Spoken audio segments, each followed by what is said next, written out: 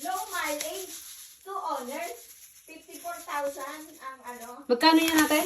1.5. Sige nga. Private seller, Tignan nga natin. Ilang liter? Automatic yan. 1.4. Palagay ko, manual. Kaya pala mura.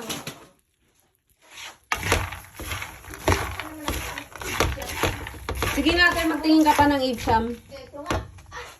Ganda ng kulay dito. Kia Picanto. Wow. Sige tayo, magtingin ka ng Ipsam.